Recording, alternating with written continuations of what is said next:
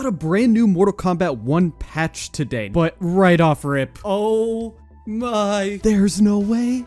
My boy. He got buffed. Rope spin now hits overhead and has 23 startup frames, which is slower. It used to start up in 20. An enhanced rope spin now costs 2 bars of super meter and is -5 on block. This means with Scorpion, you can choose to spend 2 whole bars. That is very expensive to make spins safe on block. And then having rope spin hit overhead and starting up a little slower is cool. It's just very gimmicky, which I'm cool with. I'll take anything. Now you can do some of these poke mind games where you do poke into spin and it's low overhead, or you could do spin first. SubZero mains have been asking for this buff since the game released. SubZero had higher damage in the beta versus the full release of the game, and so he's getting some reduced combo damage scaling after freeze reactions. Raiden Razzle Dazzle now does 20 damage, and that used to do 0 on hit. It was a ketchup and mustard video a while back that called that move one of the most useless moves in Mortal Kombat history, and I would be inclined to agree. I'm glad they finally did something with it. Reiko adjusted hitbox of Air Reap the Whirlwind. I believe that is the air command grab, so it's just making it whiff less in weird circumstances or weird scenarios. Reptile buff. Okay, Acid Ball now does 70 damage, which is up from 60, and recovers 6 frames faster. Okay, Reptile, I see you zoning a bit. Enhanced Acid Spitball now does 110 damage, which used to be 90, recovers faster, and is a mid. It was a high. Okay, so he can enforce the mid. Lee May, Air Nova Blast recovers 3 frames faster. Air Flipping Heel Kick and Air Enhanced Flipping Heel Kick recover 6 frames faster on miss. Air Enhanced Flipping Heel Kick no longer has different recovery when the last hit is flawless blocked. And Chain Reaction now recovers 12 frames faster on miss. Now, a lot of those changes make sense, but I believe the recovery frames being 6 frames faster on miss for the Air Flipping Heel Kicks was because that was kind of used as a mix-up tool for Lee May. Tanya Sidewinder now has 14 startup frames, down from 16. Always good to have faster moves, and reduce combo damage scaling after Drill Kick and Umgadi Evade. Homelander, thank you. Flight attacks no longer enable auto block, and then Flight Punching Down has 2 less hit advantage, and Flight Bloody Knuckles has 10 less hit advantage. The reason that Homelander change is so important is you got put into these weird situations where it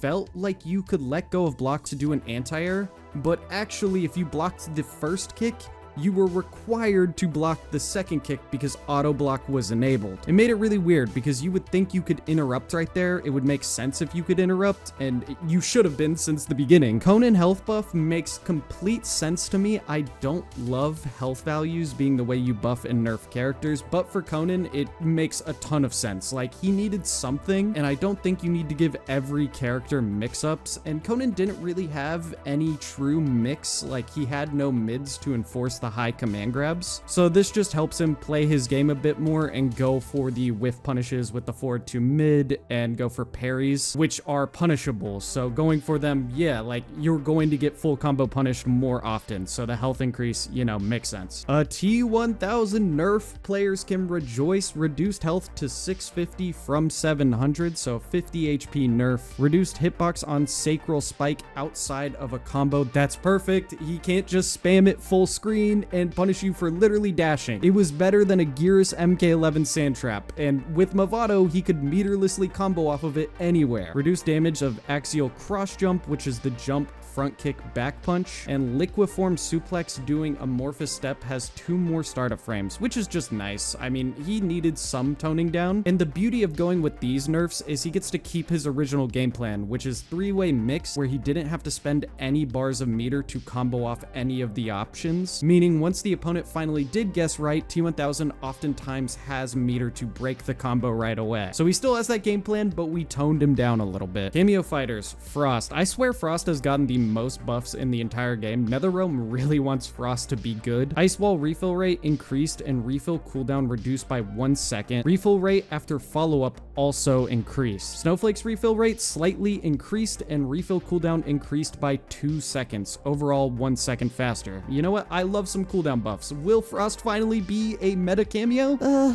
Probably not. But she's beginner friendly, which is nice. Tremor, thank you! 350 HP instead of 400. Now, true truthfully, he's so good at this point, he should just be a base 300 health cameo in my opinion, but any sort of HP nerf is fine. Now he's only giving 50 extra HP compared to a normal cameo. Darius cameo increased health to 400, which is up from 350. That's pretty cool. Now he's a plus 100 or plus 10% health cameo. Tornado kick refill rate slightly increased and refill cooldown increased by 1 second. So overall 6 seconds faster, and refill rate after follow-ups also increased. I think Darius is going to be sneaky good going forward. He was already pretty solid, but now with plus 100 HP compared to a normal cameo and even faster cooldowns, we're gonna see a lot of Darius mix. Motaro! Oh my!